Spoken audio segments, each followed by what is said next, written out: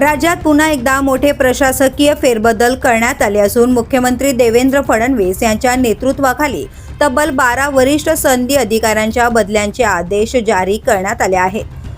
मंत्रिमंडळ बैठकीच्या दिवशीच हा निर्णय जाहीर झाल्याने प्रशासकीय वर्तुळात या बदल्यांची मोठी चर्चा रंगली. या फेरबदलामध्ये अनेक महत्त्वाच्या पदांवरील अधिकाऱ्यांच्या जबाबदाऱ्यांमध्ये बदल करण्यात आला आहे. सिडकोचे व्हीसी आणि एमडी विजय सिंगल यांची धारावी पुनर्विकास प्रकल्पासाठी विशेष कर्तव्य अधिकारी म्हणून नियुक्ती करण्यात आली, तर वरिष्ठ आयएएस अधिकारी प्राजक्ता लवंगारे वर्मा यांची बृहन्मुंबई महानगरपालिकेच्या अतिरिक्त आयुक्तपदी नियुक्ती करण्यात आली. महाराष्ट्र औद्योगिक विकास महामंडळाचे मुख्य कार्यकारी अधिकारी पी वेलारसू यांच्याकडे आता महसूल आणि वन विभागातील सचिव पदाची जबाबदारी सोपवण्यात आली, तर मुंबई महापालिकेच्या अतिरिक्त आयुक्त डॉक्टर अश्विनी जोशी यांच्या नियुक्ती MMRDAच्या अतिरिक्त महानगर आयुक्तपदी करण्यात आली आहे.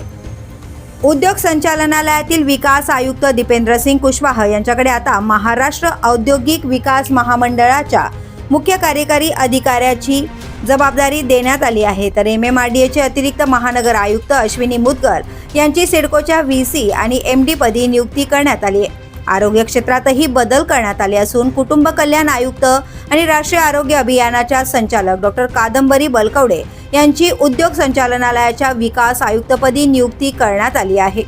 तर महाराष्ट्र माहिती तंत्रज्ञान महामंडळाचे व्यवस्थापकीय संचालक संजय काटकर यांच्याकडे कुटुंब कल्याण आयुक्त आणि राष्ट्रीय आरोग्य अभियान संचालक पदाची जबाबदारी सोपवण्यात आली आहे. याशिवाय जिल्हा परिषद आणि आदिवासी विकास प्रकल्पांशी संबंधित काही अधिकाऱ्यांच्या बदल्याही करण्यात आल्या.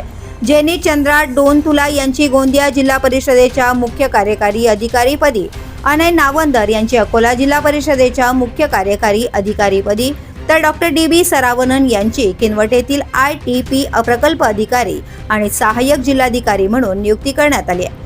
राज्य प्रशासन अधिक कार्यक्षमता आणि समन्वय वाढविण्याच्या उद्देशाने करण्यात आलेल्या या बदल्यांकडे आता सर्वांचे लक्ष लागले असून अशा जबाबदाऱ्यांमध्ये हे अधिकारी कशी कामगिरी करतात याकडे प्रशासनासह जनतेचेही लक्ष असणार आहे.